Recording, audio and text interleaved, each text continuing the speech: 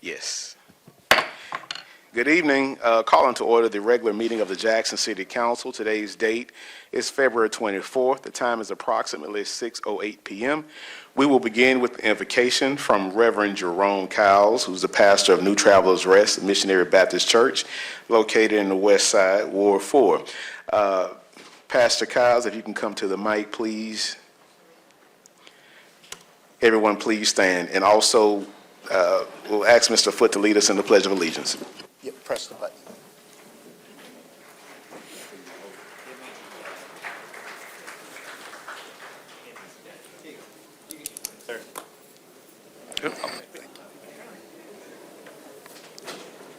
Let us pray. Eternal and Holy Father, we come in the name of Jesus. So thank you for this day that you have given us. And we ask you now, Lord, that you would give us wisdom on how to handle your people, how to lead your people. Father, we pray for conviction.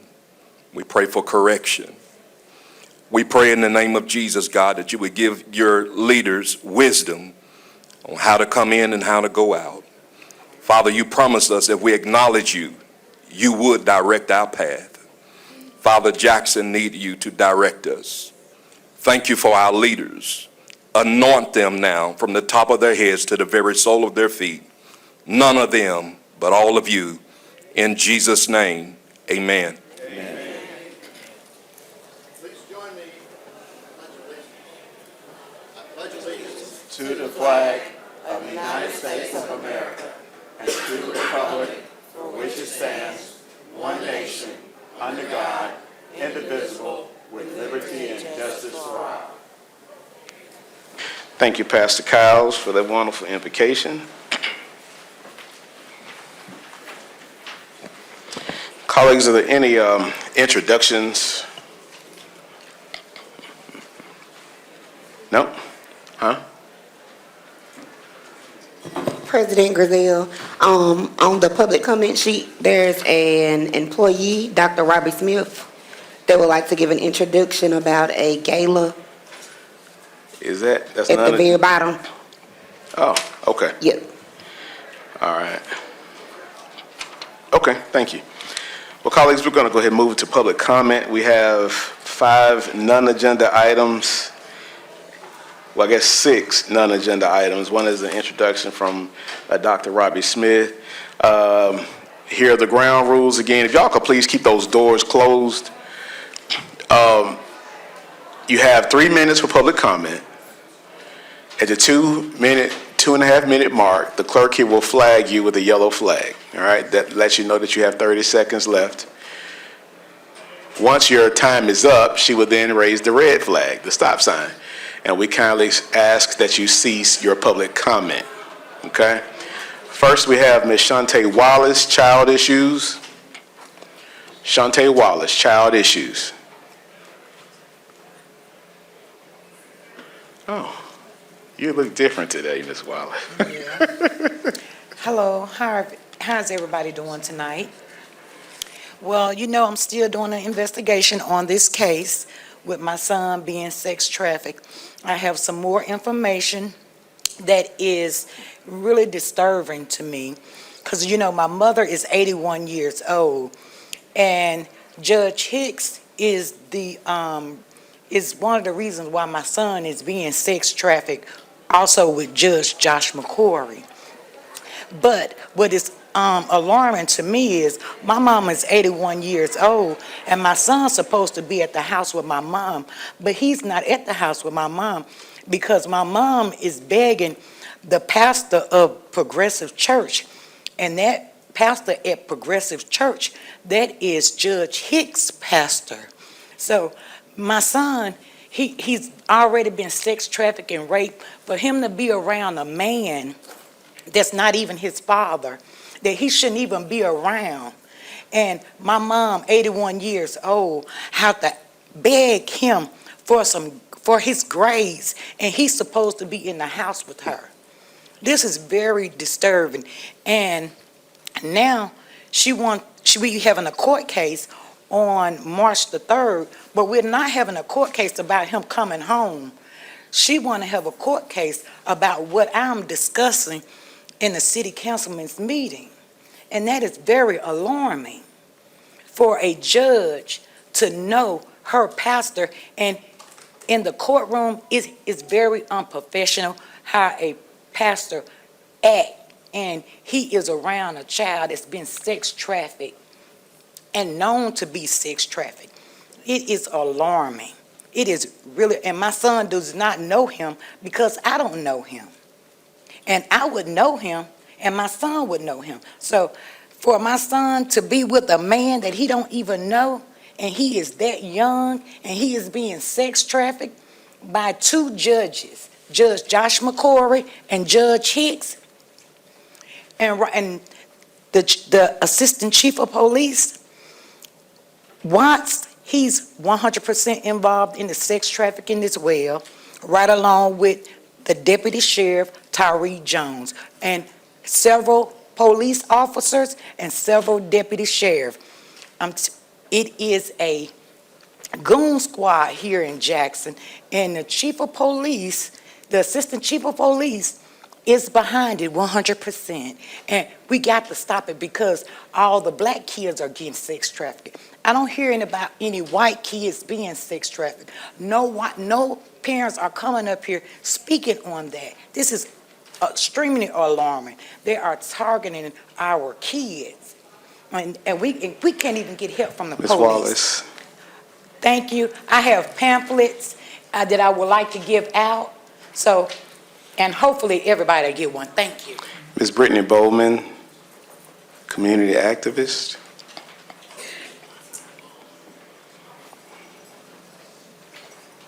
Great afternoon, evening, all of that good stuff to you all.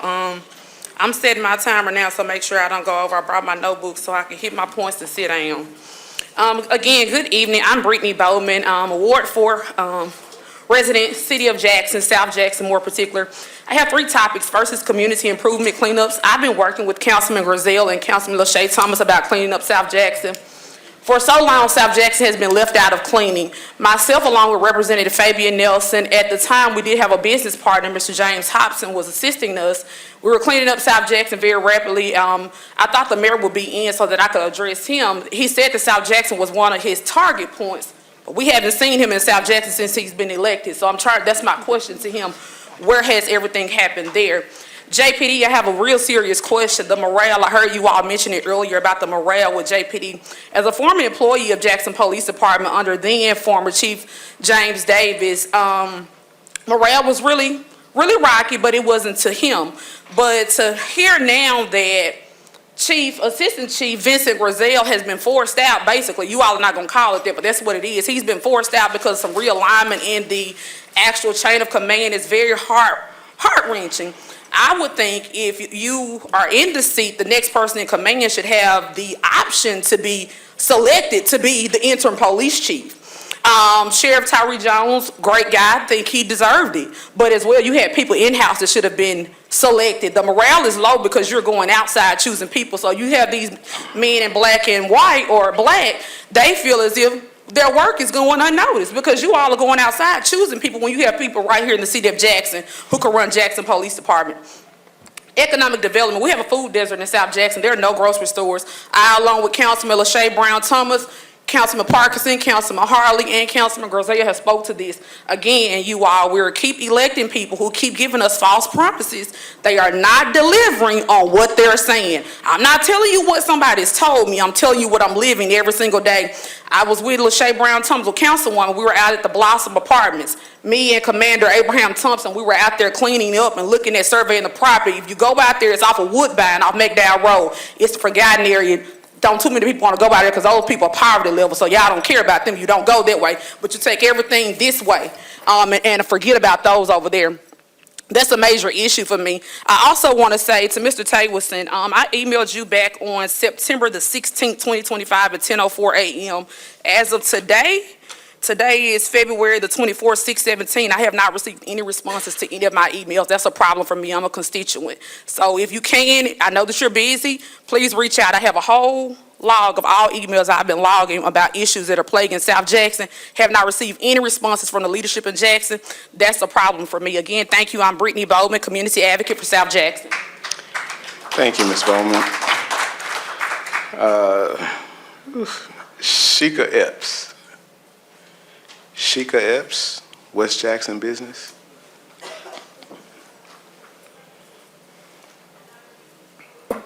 Good evening, everyone. Let's set my evening. clock as well. Okay. I am Sheikah Epps. I am vice chair of the nonprofit that raised money for the zoo of ZAP. ZAP is the Zoo Area Progressive Partnership. We focus on West Jackson communities and the zoo specifically. I'm also the president of two communities off of West Jackson Corridor, Colonial Heights West and Country Club Place. I am a very active member over there. I have cleaned up a 10-block neighborhood. I was assistant to Revitalize Mississippi when we did this 5 years ago. I have revitalized Livingston Park as well across from the Jackson Zoo. And I'm here about the support from our city leaders about the Jackson Zoo. If we could get a fraction of support from our leaders to change public opinion and have you to come out to our meetings. Our meetings are every second Tuesday at 12 o'clock. I feed you lunch for free. I invite you out. We're looking for new members. The zoo is open. It has never been closed. Public opinion has destroyed one of our 106-year-old museum zoo, the biggest zoo in the state, the first zoo in the state, and we do not have the correct support from our people that we voted in for our zoo. If we had just some support from them or donations from you all, we could make the zoo better than what it is. We have raised money ourselves, and we created a whole we redid the habitat for the new flamingos. We're raising $17,000 right now for an incubator to educate our children to come in to see how eggs are birthed and created. Life is created, just like on Jurassic Park. We can have that at the zoo. We're working on it at the zoo. We also raised the money and put new signs on the exhibits. We just got the grant for signage to change all of that coming in to make it more, attractive. Because everybody have a problem with cosmetics. So we're working on it.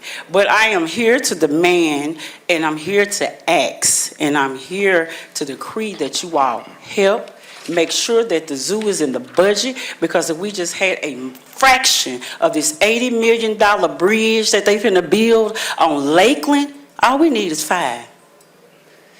And so, and my other thing is businesses in Jackson. I got 30 seconds. Yesterday, I came to this planning meeting, and I appreciate you, Mr. Foote, for questioning everything, because things that make sense to me, and I'm finna open up a business in West Jackson. For them to keep denying a skating ring, I don't see the problem. And then here we have this gas station on the corner of Raymond Road and Ellis that have had shootouts. And you all are concentrating on false. Thank you. Thank you. Priscilla Teal? Did I pronounce that right? Help me out then. Priscilla Williams Teal. I am running for United States Senator for the great state of Mississippi. And I'm here today to ask the council a couple questions. If the people approved a 1% sales tax for the roads, the bridges, as well as the water infrastructure, then that money is for the roads, the bridges, and the infrastructure, not the politicians, not the paperwork, right? So I want to ask you, how is the 1% money spent here in the city of Jackson? Also, on which streets? I stay in the community of Georgetown. The streets are horrible. We have been, and not only is it Georgetown, it's Georgetown, Shady Oaks, Verde Addition, Brown Bottom, The Bottom, West Jackson, Bel Air, All these communities west of Northside Drive need their roads fixed. But there are roads and streets and bridges on the other side of town that crosses over I-55 North. Those roads, the neighborhoods, the streets, the bike trails, the sidewalks are being fixed. I want to know, how is this money being spent? How much is in this 1% sales tax from 2014 to 2026? I know as of today, there should be like $167 million for this 1% sales tax that is for the streets. Why are these streets not being fixed? Our streets in West Jackson area have been on the list for 3 years. So what is the problem? Would somebody please, and how much is sitting in that budget right now? Ms. Teal, I'm going to ask that you talk to the Public Works Director back there. Yes. He can answer a lot of your questions. Okay, and as also, is there a public record request that I can get? So the municipal clerk is sitting right there, and she can Okay. help you with that too. And I will come back and let the community know what's going on with our roads and bridges in the city of Jackson. Thank you. Mr. Harley? Just want to add one other additional remark, and that is Public Works Committee of the City Council, ma'am. The Public Works Committee will be having a meeting next week, and I've already talked to Mr. Anderson about making it all about the 1%. So once we get a date, if you would leave it with one of our deputy clerks, including the one in front of you, your information, so we can get back with you on the exact time and date, and you can bring whoever you want to, as we explain that 1%. Thank you. All right, thank you. Charlie Blunt, Police. Charlie Blunt. Charlie Blunt, Police. Y'all who are standing, there is space to sit. Just tap them on the shoulder, tell them scoot over. So Charlie Blunt is not here? All right, Dr. Roddy Smith, you have an introduction about a community awards gala. Good evening. I'm Dr. Robbie Smith, and I did come with some of my colleagues today to stand with me regarding an event that we want to have in the future, a couple events actually. And I'm going to hand these out to City Council so that you can understand what we're doing. Okay. Yes, just pass it, we'll pass one around, whatever. I have with me Jennifer West, Ashley Kelly, and Celeste Gordon. We have been working on the Community Gala, Impact Gala. And we hope to have that on March the 26th. We want to let you know what we're doing. We have requested from our city council the list of your neighborhoods and your wards, because we want to make sure that we get the activities that they have done, the works that they have done in their neighborhoods. We want to highlight that. We want to celebrate with them what they've done, the hard work they've done to build up their neighborhoods. You don't oftentimes, whatever they've done, we don't oftentimes let them know, hey, you've done a good job. You're doing something to elevate your community. We often tell them what they can't do and what's not right, but with this event, we want to make sure that everybody's aware, they're aware that we see what they're doing, we see them, we appreciate the work that they're doing. We want Jackson to be built up, we want to have some great things to be noted from what they've done. So this event's going to be on March the 26th, that's Thursday, March the 26th, and we will be giving out awards to those neighborhoods that have really gone the distance. And we want our councilmen, whatever neighborhoods that are awarded that were chosen from your wards, that you will hand them their awards. We want you to present those awards to them, because it's going to be great that they have their councilmen standing behind them, celebrating with them what they're doing. It will be an event where we'll have dinner after the ceremony. So we want you guys to come, be prepared to have a good time to celebrate with the neighborhood associations. We're asking that they bring only 3 people because of the numbers and whatever, 3 members of their organization. Am I missing anything? I want to make sure that I'm saying everything that we need to say. Well, These are registered neighborhoods. What was it? You said dinner. Yeah, you said dinner. That was enough. So, yeah, so they have to be registered with the city of Jackson. And right now on that list, we have like 63 neighborhoods registered. We're encouraging all of the neighborhoods in Jackson to come aboard, and for next year it would be even bigger and better. We want to celebrate you guys. We want you to see the work that you're doing. It's not going unnoticed. We love the work that you're doing, that you're bootstrapping yourself up. You're not waiting for somebody to come out and do everything for you. You are doing the work, and we love that, the boots on the ground. So that's March the 26th, on a Thursday, from 5 to 9, from 6 at Jackson Medical Mall. It's going to be at the Conference Center. So make sure that we need you guys to be present to show support to your neighborhoods and your wards, and we thank you. Thank Okay. you. Yes, sir. Can I ask you a quick question? I Sure. have a question. Thank you. So just wondering, do we have an MOU between our city and the Jackson Association of Neighborhoods? If somebody registers with the city, their neighborhood, if their neighborhood becomes registered, Dutyville is in the process of registering, for example, do they have to register both with Jan and with the city? Or do we have some kind of MOU where if you register for one, you get double? We've been informally sharing information, but Great. we love it. Yes. Great, okay. Any other questions about this event?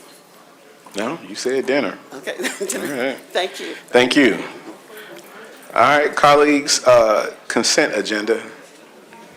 All matters listed under the consent agenda are considered to be routine by the city council and will be enacted by one motion in the form listed below. There will be no separate discussion of these items. If discussion is desired, that item will be removed from the consent agenda and considered separately.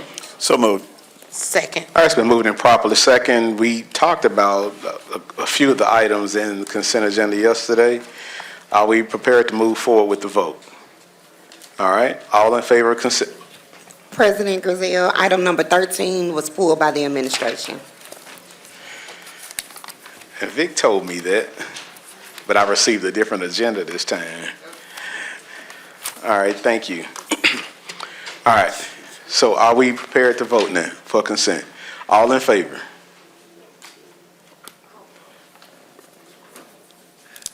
Mr. Stokes?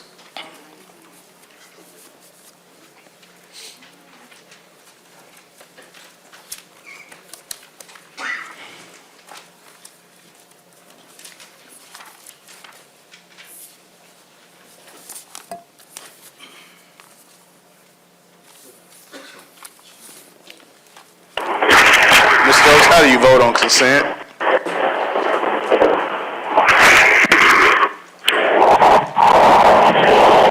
Mr. Stokes?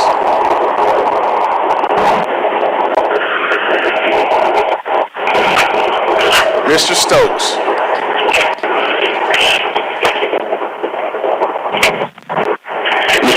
I can't hear you that well. We are voting on the consent agenda. How do you vote? Oh, I said yes.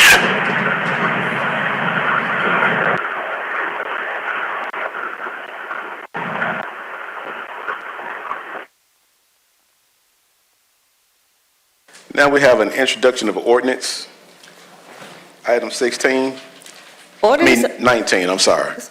Ordinance of the City Council of Jackson, Mississippi, establishing the renaming of Wood Streets from Cohier Street to Pear Orchard Street to Dr. Roger Demond Little Drive. It's an introduction. Oh, Councilman Stokes, you have anything to add about this introduction of an ordinance?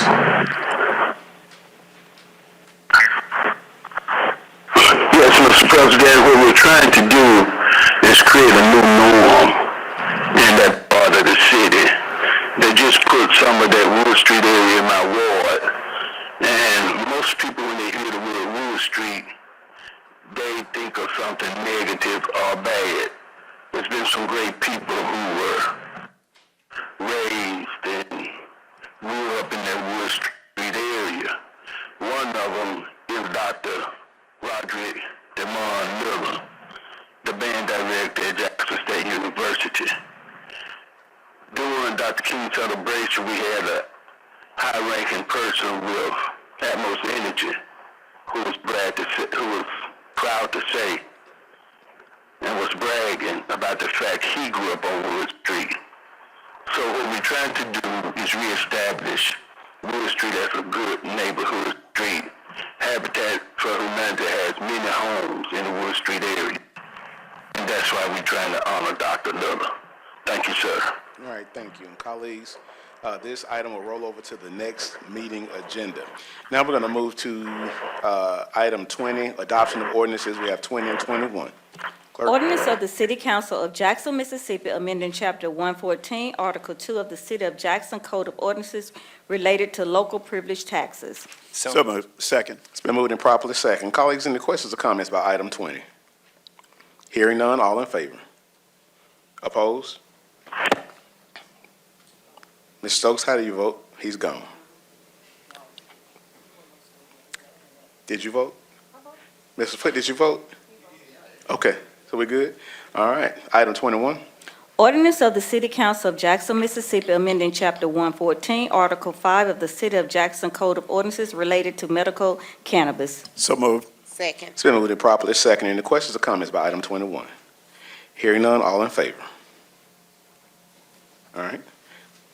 Claims? Order approving claims appearing at pages 2182 inclusive thereon on municipal docket of claims in the amount of $7,470,444.12 for and make an appropriation for the payment thereof.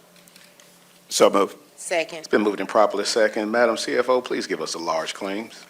Jillian Caldwell, CFO. The four largest claims are as follows.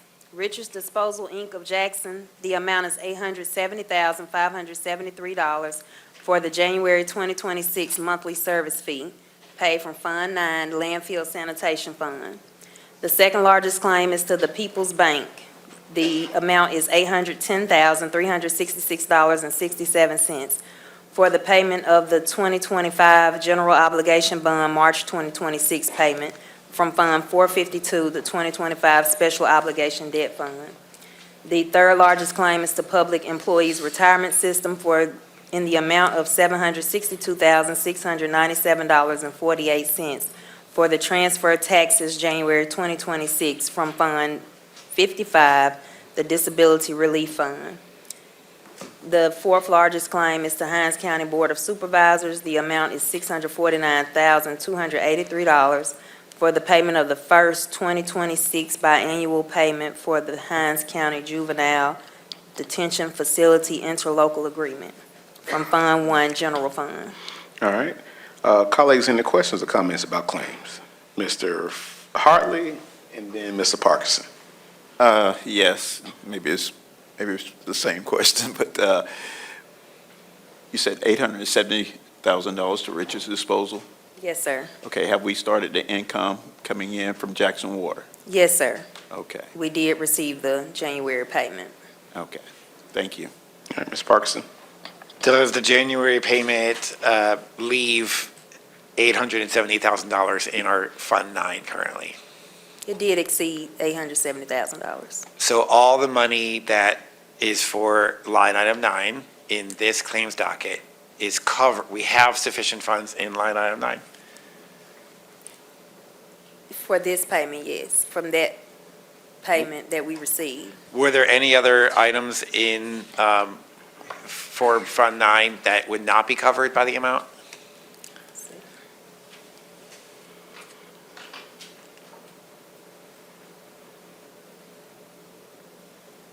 No, the amount we received in January, it covers the total amount charged to Fund 9 on this claims docket. That's fantastic news, thank you. All right, any more questions or comments about claims? All in favor? 6-0, thank you. Payroll? Order approving gross payroll including payroll deduction claims number 33658 and make an appropriation for the payment thereof. So moved. Second. It's been moved and properly second. Any questions or comments about payroll? Hearing none, all in favor? All right. 24. Order authorizing the mayor to apply for the Mississippi Office of Highway Safety Funds FY27 Occupant Protection, Police DUI Officers, and Dispatch Traffic Services Grant for the amount of $224,721, and if awarded, authorizing the mayor to accept the grant funds. So moved.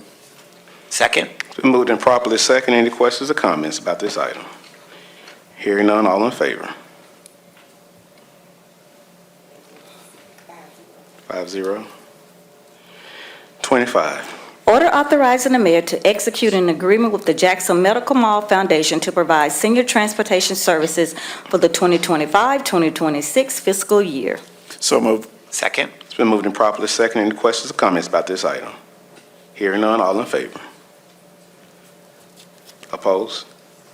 Abstain, all right? 501? 401. I got that CBOC math now. All right. 26, Order authorizing the mayor to submit a grant application and execute all documents related to the U.S. Department of Labor Youth Bill Program 2025. So moved. Second. it's been moved and properly second. Any questions or comments by item 26? Mr. Harlan, then Ms. Clay. Yes, I've received some correspondence from West Jackson Community Development Corporation, and I just want to make sure we receive that. I think I sent it out to Director Brown and Mr. Tayerson. If, they have a long history of this youth build program, if we can somehow work with them to get a better understanding of where all the pieces are going to be, that would be great, and maybe incorporate them into our program. Definitely. I know that Angela Brown, Planning Development Director, I know the team is still working through partners and planning to meet with all potential stakeholders before we submit the grant. Outstanding. Thank you.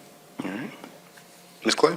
My question was the same about them previously getting it, and will this be a conflict, and if two were able to be given to the city or just one grant? And will we let them continue to get the grant and we work with them?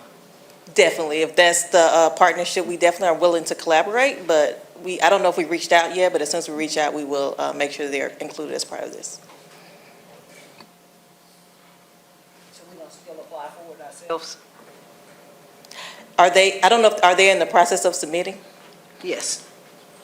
Oh, let me see. Let me see now. We're still meeting right now, so I think once we meet with them to see if there's opportunity for us to get both of them, we'll decide whether or not we will move forward. Is this a pressing matter?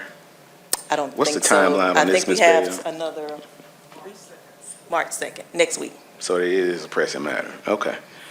All right. Any more questions, Ms. Clay? Mr. Garza, Yes. for those of us who weren't looped into this correspondence, is there an issue we should be aware of? Or So from my understanding, they're still in their current grant year and they can't apply for any new funding right now. Who was they? West Jackson, Jackson CDC. CDC. Okay. but it may be a conflict in the future.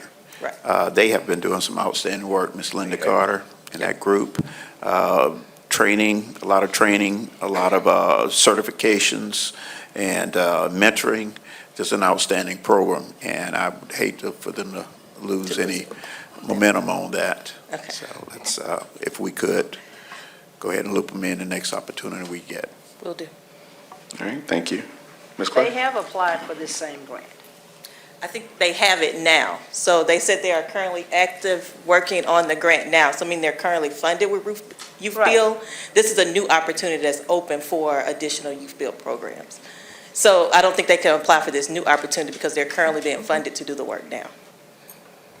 Okay. And we'll definitely confirm before we move forward and give you an update. But Yeah, please. And they were awarded, I think, beginning of last year, $1.5 million from the Department of Labor.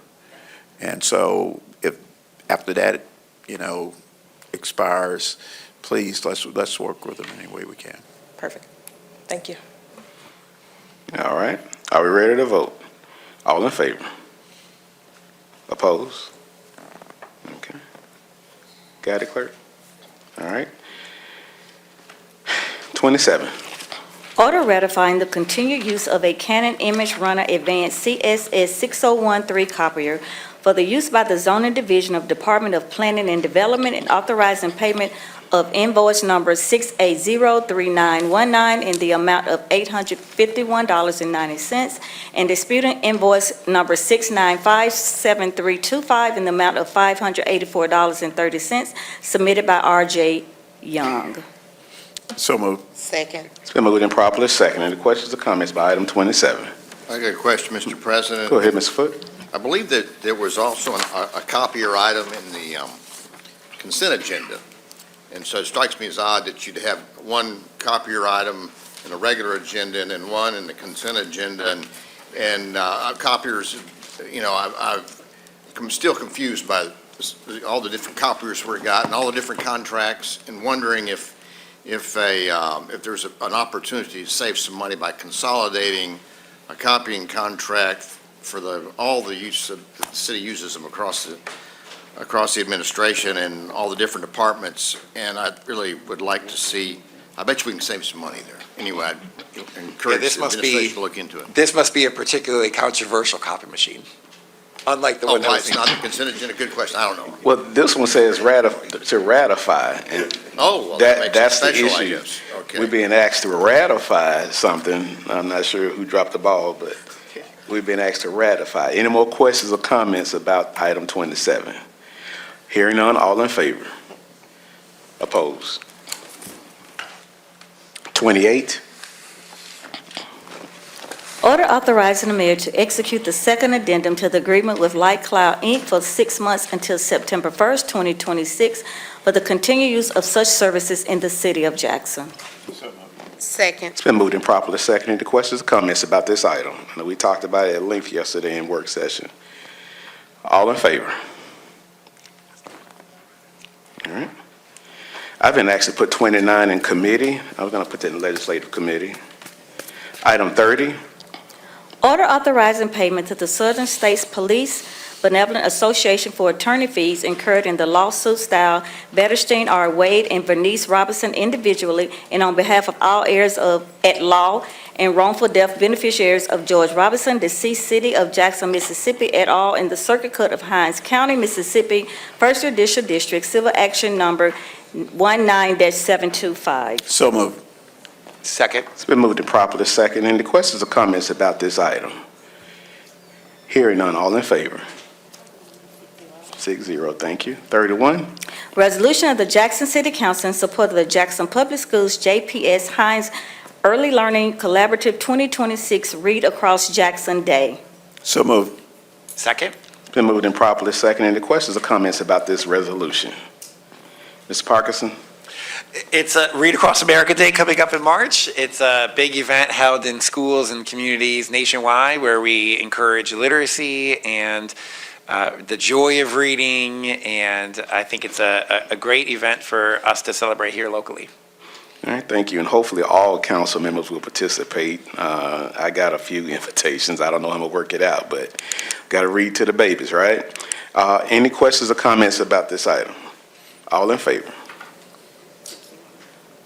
32, Resolution of the City Council of Jackson, Mississippi, encouraging the administration and Public Works Department to install, repair, and restore street lights within the city of Jackson, Mississippi. So moved.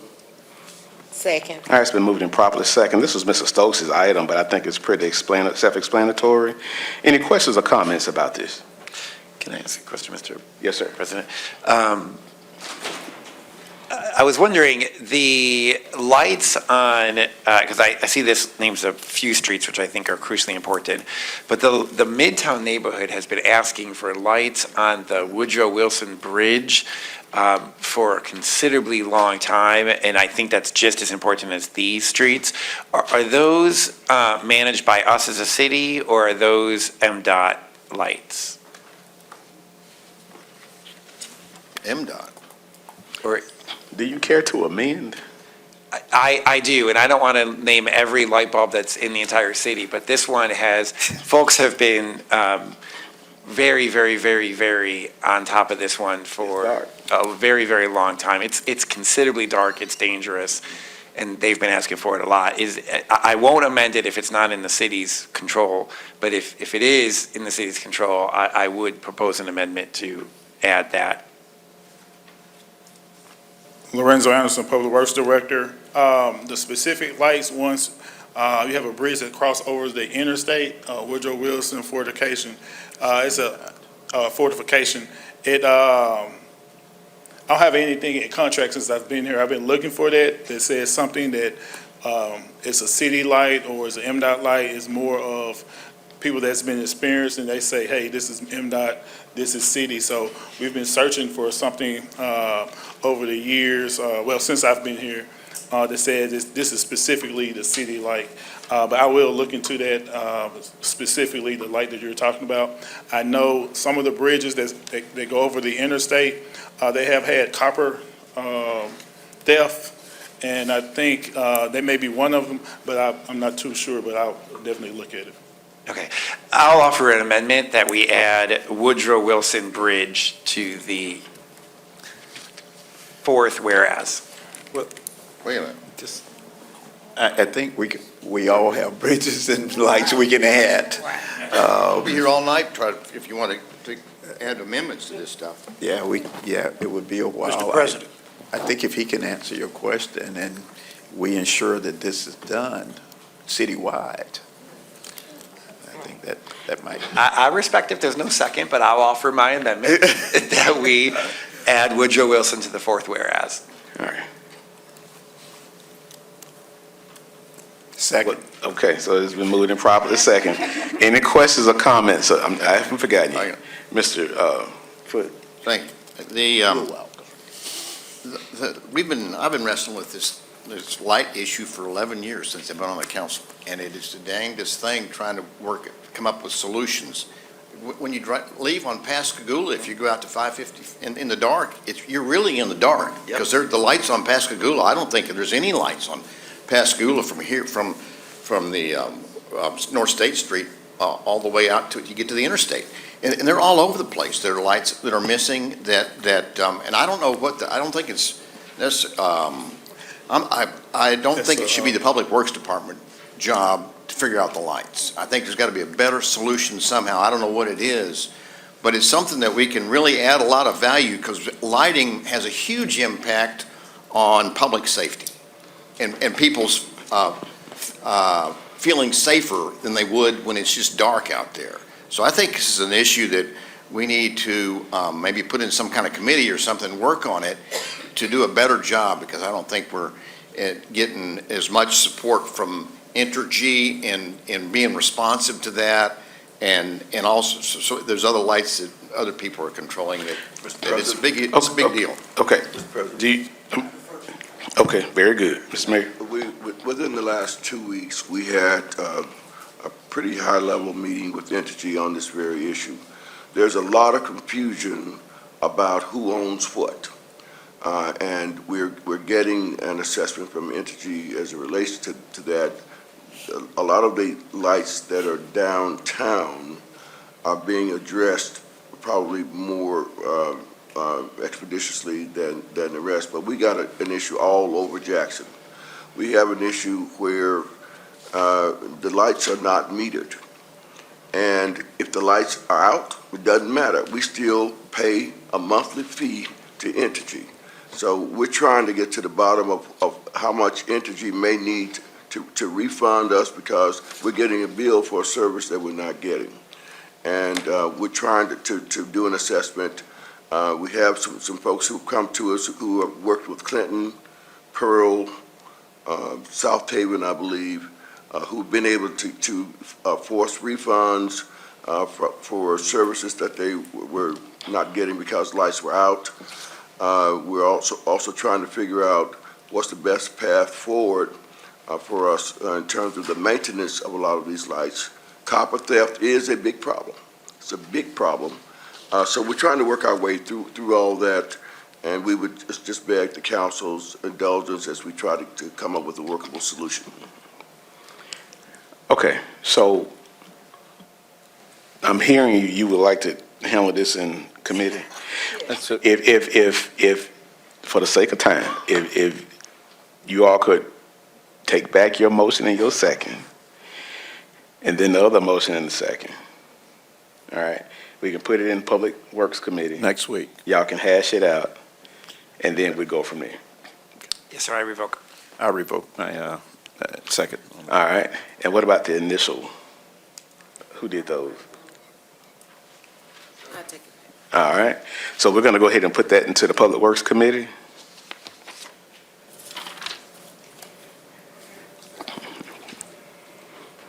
Yeah, he can handle it, Mr. Foote. All right, 33. Order of the Jackson City Council authorizing City Council President to execute the audit engagement letter and addendum with Amick and Company PSC as set forth in the Mississippi Code annotated Section 21-8-13-2 for said firm to provide auditing services for the City of Jackson, including the City State Tort Claims Fund for the year ending September 30th, 2024. Second. Yeah. So moved. All right. Second. All right, so moved and properly second. Any questions or comments about item 33? Let me give you one update. Drew Martin, City Attorney. We finished the addendum and negotiating through it. We revised the orders to reflect that, and also not only spoke with Mr. Allen, got his agreement on all of the terms in the addendum, but he actually sent me a signed copy today. So he's fully on board. We're in contact with him about the other issues that are on the contingencies. I think those are going to be resolved just fine. So I just wanted to update the council on each of those things. Okay, Mr. Foote and Thank you. Ms. Clay. Had zoomed in for the meeting or life-sized in for the meeting, so I may have missed some of the stuff, but I was somewhat alarmed that he didn't realize he was supposed to register with the state auditor's office, and I'm curious where that stands and what actually is involved in that with an auditor from outside the state registering. Is that something that takes a day or? It looks like it will not take long. What I can tell you, and I think Councilwoman Clay has some additional information about it as well, but there's two separate processes that the firm needs to follow. One is to become certified with the State Board of Public Accountancy, which is a procedure they have available that's fairly regular for an out-of-state firm moving in. He's begun that process, and I have a communication from the board that he shared with me that essentially says that it's an administrative matter only to get passed in their first meeting in March, and that it is their regular practice, as Mr. Allen reflected in the meeting the other day, to allow firms to begin practicing once they have made that application in the interest of time. The other process is to become registered with the state auditor's office as to be able to do government auditing. Essentially, that's also a pretty administrative process, is what it appears at least. So once he's certified with the State Board of Accountancy, provides that information to the auditor's office, and they'll add it. I believe that may happen as early as next week, but it's coming. Ms. Clay? Okay, the date for the State Board of Public Accountancy is March the 19th, and they said it was, like he said, routine, and that once they do that afternoon, we will have approval, and it automatically shows up online, and from that point, the state auditor's approval is at the same time, and so he can start work as early as March the 23rd, because all this happens on a Friday, and they said out of 23 years, they've never had any firm not to be approved because he already has everything in place in the application. So what we would look at is all the dates that he gave us, instead of them starting on March 1st, to back them out four weeks and give him a 4-week extension on everything he gave us date-wise. Mr. Parkinson? Thank you for that research, and it seems like this should be a very routine thing, won't be any problem. It should go through, which gives us a lot of confidence. And I think to further, nail this into the board, the contract is contingent upon all of this going through. It is. Regardless. So even if it does become the first time in 24 years that this happens, even still, we're protected. That's correct. And all the other agreements that we talked about are all acceptable? Yes, so the addendum specifically says in a couple different ways, as do the orders, that the audit agreement, which is their engagement letter plus the addendum, cannot have any legal effect and won't be executed by the city until both those contingencies are removed. And the contract reflects 24 and 25 with the possibility on either end. It does, that's right. So that's why you have two different orders. Technically, you have two different contracts. They sort of merge together, but both say the same thing, which is if the first audit is not met in a timely manner, then you have, and even if it is, frankly, you have options to move on. But there's some specific timelines about finishing that on time and letting the council out of the second part of that if they're not satisfied. Yeah, and I think we've talked about some hiccups here, which sound like they've been ironed out. But I think one thing for the public to understand is this is a major step forward in getting caught up on being very behind on audits. And again, there's been a little bit of bumps in the road. We've worked through those.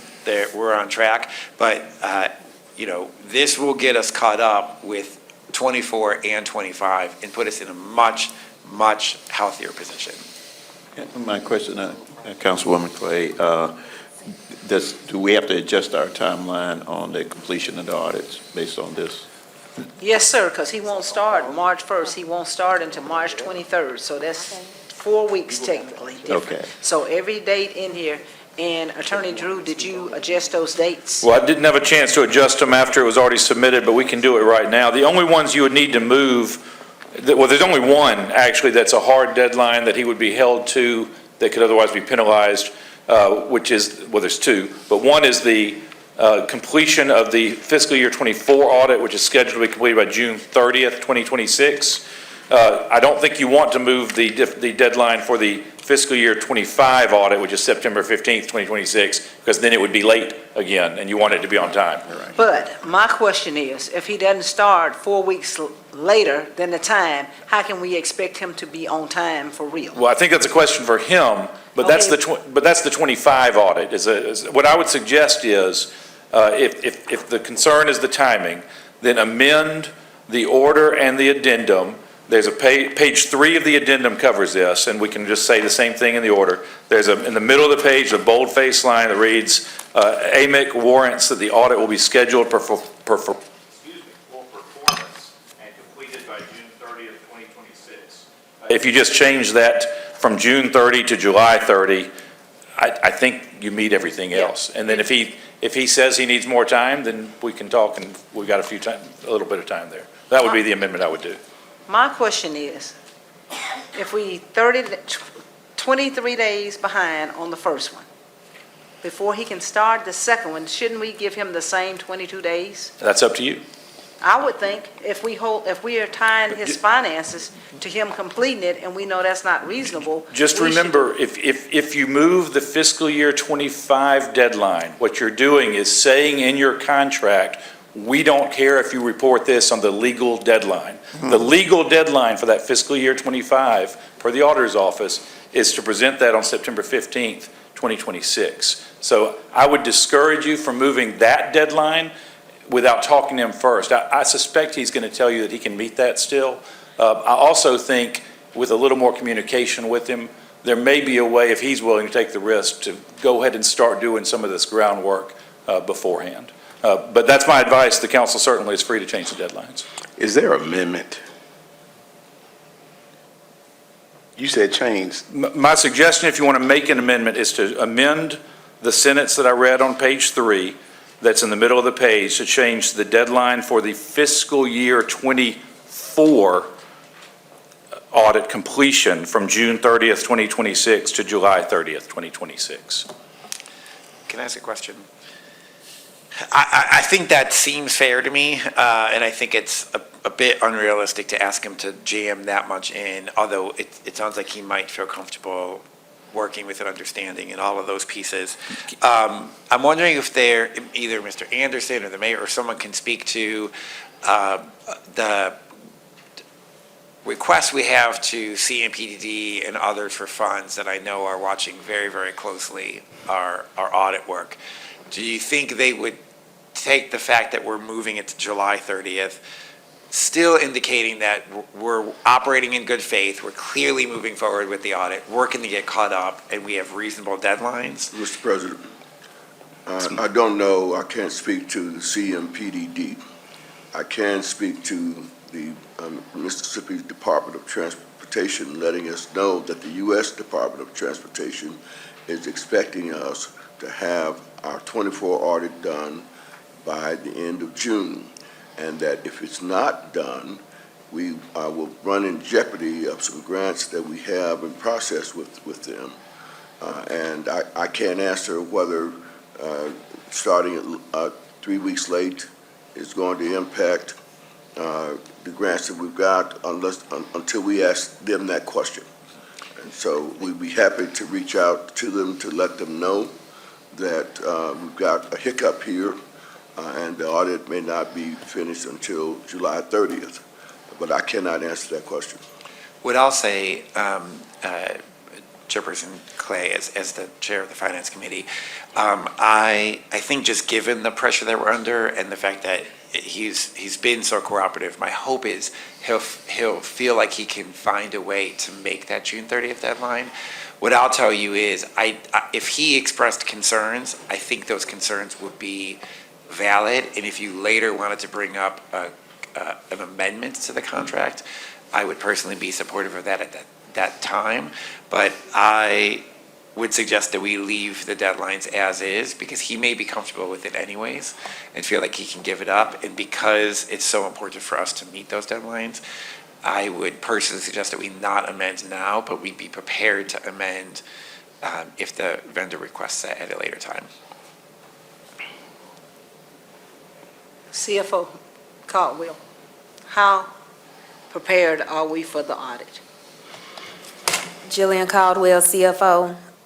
So like I said, I guess it was yesterday, last week, we have been working on cleaning up our FY24 and preparing for this audit for quite some time, ever since the end of FY24.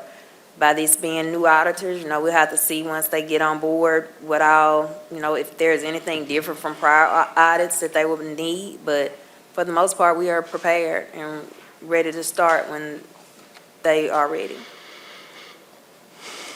I know legally he cannot start the audit before he's approved, but is there any type of administrative work that can be done without it being called an audit?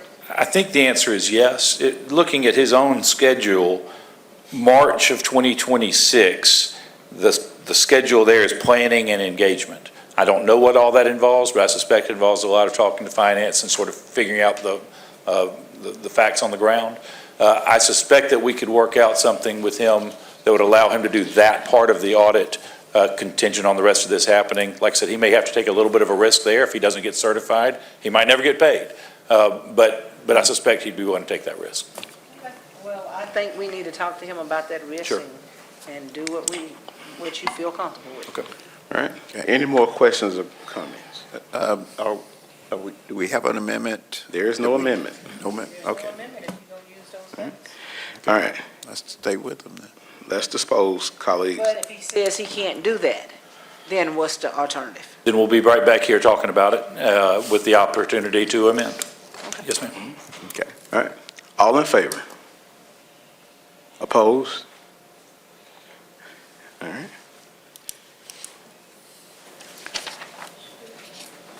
$34.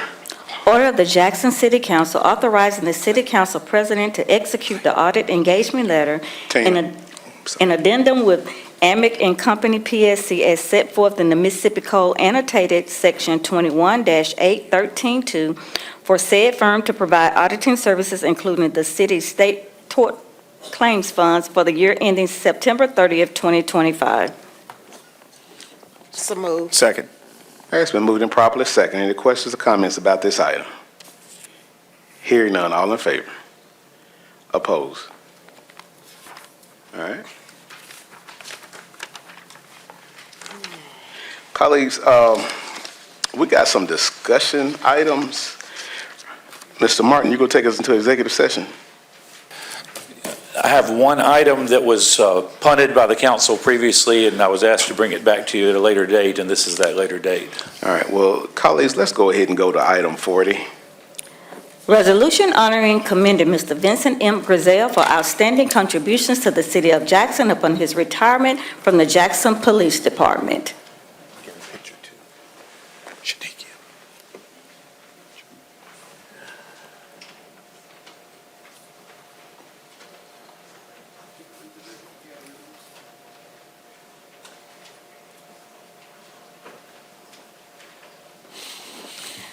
Resolution honoring and commending Mr. Vincent M. Griselle for the outstanding contributions to the city of Jackson upon his retirement from the Jackson Police Department. Whereas the City Council of the City of Jackson, Mississippi wishes to recognize and honor individuals whose dedication and service have significantly contributed to the safety, well-being, and quality of the citizens of Jackson. And whereas today we honor Mr. Vincent M. Griselle, a lifelong public service community protector and recently retired enforcement leader whose distinguished career has helped shape the safety and security of the city of Jackson and beyond. And whereas Mr. Griselle concluded an extraordinary 32-year career with the Jackson Police Department, retiring this work as Assistant Chief of Police, after faithfully serving the citizens of Jackson from his first day on the force in 1994 to his final day in uniform. And whereas during his tenure with the Jackson Police Department, Mr. Griselle served with distinction in nearly every level of department, including Deputy Chief Precinct Commander, SWAT team leader, and supervisor over critical investigation and patrol operations, consistently demonstrating professionalism, courage, and integrity. And whereas one of Mr. Griselle's most significant and lasting contributions to the city of Jackson was the creation of the Real-Time Command Center, which he designed, developed, and implemented, transforming how the city prevents, investigates, and responds to crime through advanced technology, data analytics, and strategy partnerships. His vision and leadership in establishing the Real-Time Command Center played a major role in improving response time, strengthening investigation, reducing violent crime, and enhancing public safety for the neighborhoods and family throughout the city of Jackson. And whereas Mr. Griselle earned national recognition for his exceptional marksmanship and tactical expertise, ranking for many years among the highest-rated law enforcement subjects in the United States and serving as lead sniper for the Jackson-Hinds County SWAT team. His elite skills led to assignments protecting some of the nation's highest leaders, including President George W. Bush, Bill Clinton, and Barack Obama, and he further contributed to his profession by training countless officers as certified firearm instructors, helping prepare future generations and law enforcement professionals. And whereas Mr. Griselle is a proud graduate of Callaway High School and Hinds Community College, has continued his education in criminal justice at Strayer University, is a member of International Association of Chief of Police, and holds numerous advanced certification in tactical operations, crisis response, dignitary protection, and law enforcement technology. And whereas beyond his titles and accolades, Vincent Griselle is widely known for his character, humility, mentorship, and unwavering commitment to the community, working tirelessly through his career to support youth, strengthen community relationships, and bridge the gap between law enforcement and the citizens they serve. Now therefore be it resolved by the City Council of the City of Jackson, Mississippi, that the City Council does hereby honor, commend, and congratulate Mr. Vincent M. Griselle upon his retirement for his outstanding service, leadership, and dedication to the City of Jackson and its citizens. Be it further resolved that the City Council extend its deepest gratitude and best wishes to Mr. Griselle and his family as he enters the next chapter of his life, with sincere appreciation for a legacy of service that will continue to benefit the City of Jackson for years to come.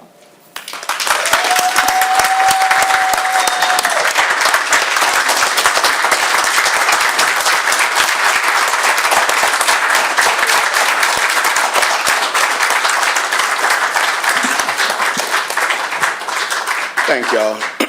Now I'm gonna let you talk. I'm gonna let you say something. Y'all know I'm the baby brother, but I'm in charge. Chief Davis, all right. Chief Davis, y'all can be seated. Ask for a couple of minutes, and then I'll let him speak. But I will say this, I've been on him for quite a while about retiring, even in the last administration. And even though things didn't pan out the way he had wanted them to, I'm glad to know that he's going to be even better beyond this point than he is now. Sometimes God just has a way of pushing you out. Okay? But looking at his lump sum and what his pension going to be, that 13 check, which I'm looking at too, he better not go nowhere. I think he's going to be in a better place. And so I'm proud of you. That's all I got. Chief. Well, good evening, everyone. First and foremost, I want to give glory and honor to God for allowing me to serve 30-plus years here at the Jackson Police Department. And I want to personally thank my friend, my brother, Vincent Marvin Griselle, for what he done for the City of Jackson and the Jackson Police Department. In serving under me as Chief of Police, I appointed him to be Deputy Chief over Patrol, in admin support, which entail during the time that I served as chief, that's the most difficult time in the history of the Jackson Police Department. We was living in a pandemic. Crime was up all across America. So we were faced with many difficult situations. So I wanted to bring the real-time command center to the city of Jackson, virtual policing, where we can put police officers across the city so that we can combat crime. So he was responsible for the real-time command center. That was his baby. He birthed that. Body cameras, in-car video, laptops in vehicles, and many, many other things that he brought to. I gave him that responsibility. And I'm so proud that he made it happen. So my friend, I want to thank you for pouring your heart into the city of Jackson. And that's what you did. And he's a police baby. His daddy was a police officer. His daddy passed when we was here in the academy. So he has his dad IBM number. So he had poured his heart into the city of Jackson. I personally watched that. So the Jackson Police Department will miss him and miss his wide range of talent. So God bless you, brother, and his life outside of this police department. So God bless you and thank you.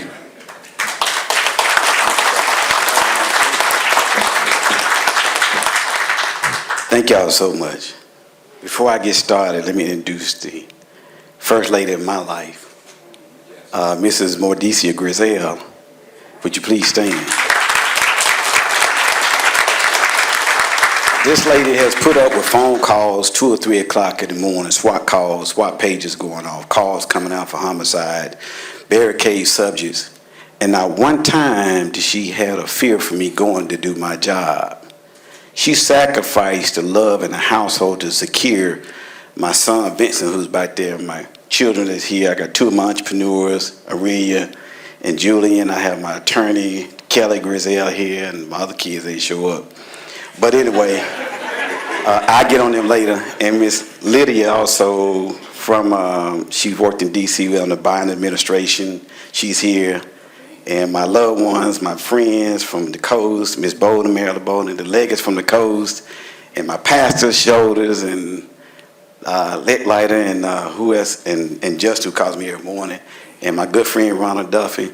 But I got 3 public safety people in this building. My brother Van Timms, who was the first African American coroner in Scott County. I got my nephew, who's also with the Sheriff Department in Scott County, who's coming along. And let me say this, and I'm gonna take 2 minutes. This legacy that I've been walking in is not mine. The legacy that I've been walking in belongs to my father, Marvin Griselle, IBM 290. He came on in the early 70s when it was time hard for people that looked like me. And he had to sue and create a step for people to have opportunities. And that's what Chief spoke about, fair promotions and opportunity. I listened to her speech and y'all did a good choice to vote for her. When I came in this profession, it was as a jailer. Not to be in the uniform, just to get a job so my dad can get off my case every day so he can get that fishing boat that he wanted to get. But the thing that really sold me was, because I wanted to do music. Music was my thing, and Vic Allen was my good friend, well, he still is. We did his album in my house, which he traveled all over the country. I did the last 5 albums, Johnny Taylor. I went from the majors to the independent all over the country, and Vic know my history with all the majors of the record industries, all the tycoon. I've been right there with them. I created music that was legacy will go on. But on this legacy right here, my dad created something called community policing. And it was one of the most powerful tools that he knew how to touch the community. And I learned that as a kid, going from house to house, going from everywhere. My brother knows about that too. Marvin Grizel was a pillar in the community. He died at the age of 47. And so funny is, I went into the academy January the 2nd of 1994. And he died January 18th of 1994. Two of the deceased, one of his sister, one of his aunt, came to the graduation and made me promise to make my daddy proud. This legacy has been about him. It never was about me. My legacy was in music. But the legacy and the technology that was put in place was for the city of Jackson. And don't get me wrong, jobs has been offered before and after all over the country, even from Texas to everywhere I could think of. People calling mayors of Texas and hit me up on Facebook. But one thing my pastor said, be still.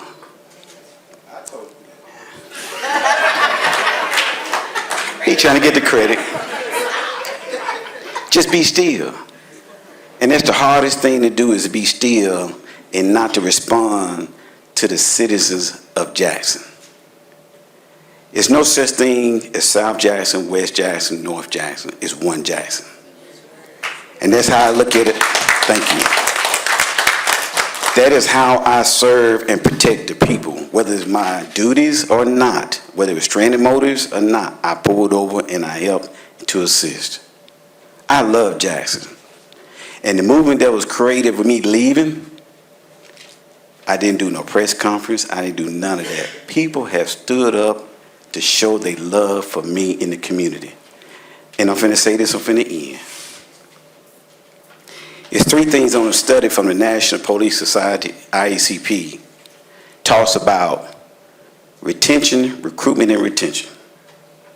And in that recruitment and retention, the data shows that number one, fear of the job that affects police officers. Number two is pay. And number three is fair promotion. But one that tops it all, that has been proven in the last couple of weeks for me, community policing, community itself, the number one challenge of retention and recruitment and morale is being rewarded by your community. And Jacksonian, you have shown that. And thank you so much, council. Thank you all for time is served. If y'all need me, I'm just a phone call away. Just call him, he'll get in touch with me. And we'll make it happen. But every answer on this city, every street I've been on, every block, probably every house, I know the people. So if you have a problem, call me. Thank you so much. I love you all. Thank you for this time, sir. Thank you.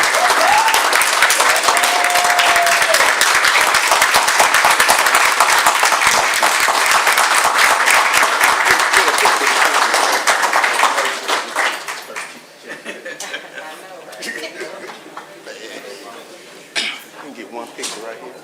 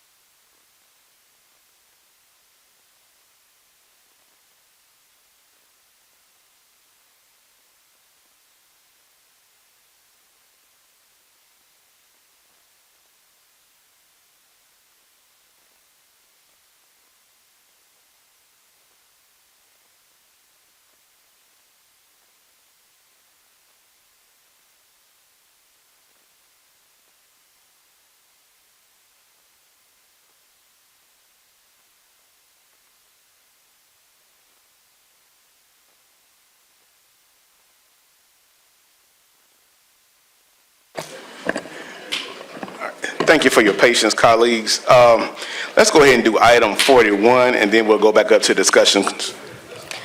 Monthly financial reports as required according to Section 21-35-13 of the Mississippi Code annotated of 1972. All right, show of hands. You got your reports? All right, very good. Now, colleagues, we're going to go back up to 35. Mr. Foote, discussion status of fire plug functionality.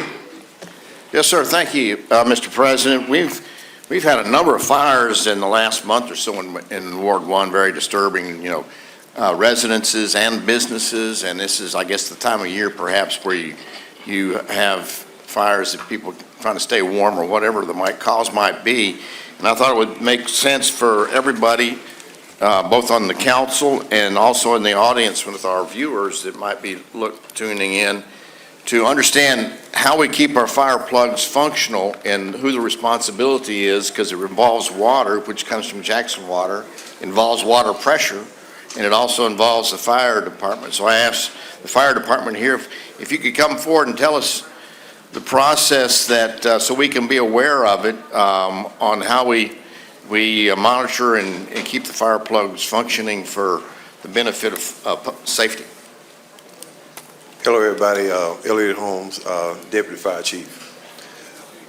When it comes to the hydrants, what the City of Jackson Fire Department does, we go out twice a year. And what we do, we floor the hydrants. We also clean the debris from around the hydrants. And if there's any discrepancies or any where we find that there's inoperable hydrants, we then forward that information to the Jackson Water. And from there, Jackson Water are responsible for making any of the corrections to any fire hydrants that have any discrepancies to them.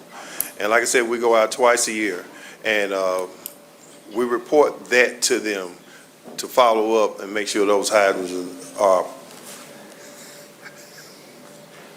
So one question on, we said you got the whole fire department, but you've got all these different stations and all. So does each station send people out for their area so that, or does it all happen from the headquarters? Yeah, I'll give you an example. We have 21 fire stations. Each station have a district. And in that district, we have 3 shifts. Each shifts have their own section within their district to go out to do maintenance to those particular hydrants. And then that information is then forwarded to the fire marshal's office. Then we forward that information to Jackson Water to let them know what discrepancies that we have so they can be corrected. And about how many fire hydrants do we have? We, in the city of Jackson, have approximately about 7,000 hydrants. And of those 7,000, we have probably about, at a time, maybe 200 that may be inoperable. When you think about that, that's less than 10% of the hydrants. But at the same time, each one of our trucks have water on it, so we can relay any kind of water when it comes to emergency situations. How does, I've gotten some recent complaints about, hey, we only have one fire hydrant on the street. How do you guys go ahead and rate how many you need serviceable hydrants on a particular street? Is it according to number of houses or location, or? It's not necessarily based off the number of houses. It's based off feet. Like, you want a hydrant anywhere from 300 feet apart. And when we talk about one hydrant on the street, it depends on where the hydrant is located. If you have one, let's say in the middle of that street, it should be one somewhere on the corner or near the corner when they come to that. Now, cul-de-sacs may not have a hydrant within that corner cul-de-sac, but it should be a hydrant located on that particular corner. 300 feet apart? Yes, in residential. Does the Mississippi Fire Rating Bureau determine that for classes, for the classification of the city? I'm not sure. I can't answer that. I don't think the Mississippi Rating Bureau but that's also in the codes that we have adopted. In the IFC codes, that's where it mentioned the location of each one of the hydrants. And when it comes to like new development, that's something that we make sure that they have those hydrants located in the places that they need to be put. But when we think of like our apartment, private property, those particular hydrants are private, but at the same time, we hold them accountable for they can be operable at all times, and we also actually check those hydrants to make sure that they have water on them. Thank you for your service, and thank you for keeping us a protection class 3. Appreciate it. And I just want to clarify, 200 inoperable out of 7,000. That was the last time we did it, so that number could be down. Like I said, we report all that, and that's the last of our reporting. And like I said, that's spread throughout the entire city of Jackson. Thank you, sir. All right, thank you. Is that it for your item, Mr. Foote? All right, Ms. Brown Thomas, item 36, discussion 36. Yes, thank you. Mr. Tableson, if you would, just for a record about the Elton Road, I know you informed me yesterday about the project. Could you let the citizen know where the project is now? Yes, ma'am, Councilwoman. Peter Tableson, CAO. Citizens, I understand, in South Jackson are understandably frustrated with the length of time it's taken to work on Elton Road. In 2024, the legislature passed funding for Elton Road, but apparently the state did not have a comfortable enough relationship with the city to actually allow that funding to move forward. Because of that, the project was held essentially in limbo. In December of 2025, the Mississippi Department of Transportation furnished the MOU to the city of Jackson for review. That was reviewed. Mayor Horn signed that in January of 2026. It has been returned to MDOT, and I suspect we will have that funding in the near future. We will start work on that project by summer of this year. Thank you. All right, colleagues, now, we're going to go ahead and do announcements, and then I'll take a motion to go into closed session for the purpose of going to executive session for litigation, pending litigation. All right, Mr. Parkinson. Thank you, President. Earlier, we passed a resolution in support of Read Across America Day, and I am pleased that we have in the chambers today the Jackson Public Schools JPS Heinz Early Learning Collaborative, which is a group that spearheads a lot of the Read Across America efforts here in Jackson. And so I certainly want to acknowledge and recognize them. And so I invite you to stand and be recognized. And if you're interested in a photo after executive session, perhaps we can take a photo. But at this point, I certainly wanted to at least acknowledge and recognize you and thank you for the wonderful work you do on Read Across America Day. If we can get it done right quick in 2 minutes up here. Okay, would you like to join us? Yes. I know that's Principal Barnes. She got to get back to Van Winkle tomorrow. Is there a proclamation?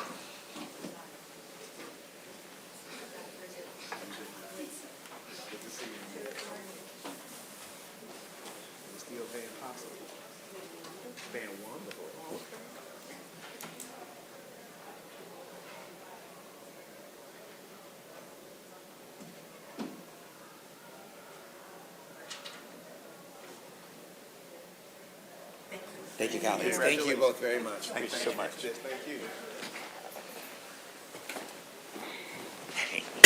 Colleagues, are there any more announcements? All right, I will take a motion. So move to go into executive session. Closed section. Okay. Second. All right, it's been moved to properly second. Any questions or comments? All in favor? All right, unless you're party. All right, we are we are out of I want to change my vote. He said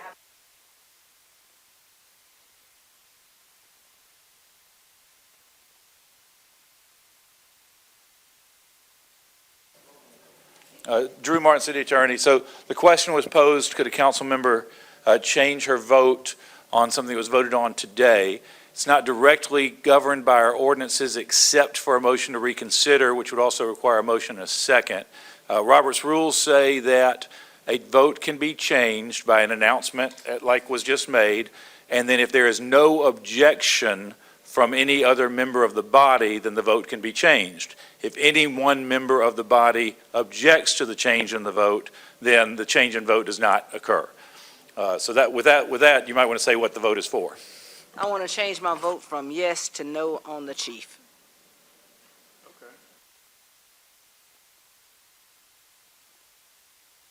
Ask again. It was this meeting. She's saying she wants to change her vote on the confirmation earlier. Oh, it was the special meeting, right. Think about that. It's 2 meetings.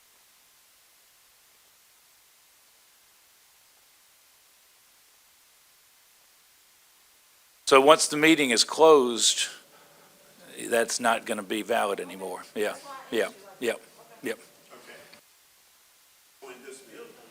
During this meeting, if someone wanted to change a vote that they already made in this meeting, they could do so by announcing that they wanted to change their vote, and as long as no council member objected, the change would be effective.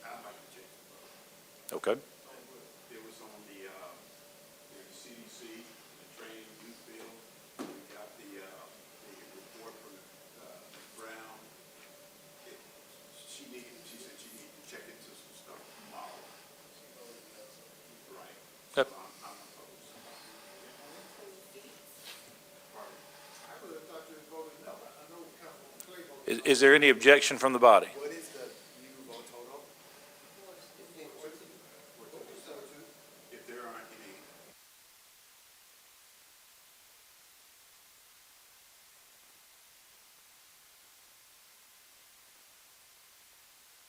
And we need to have this information up front.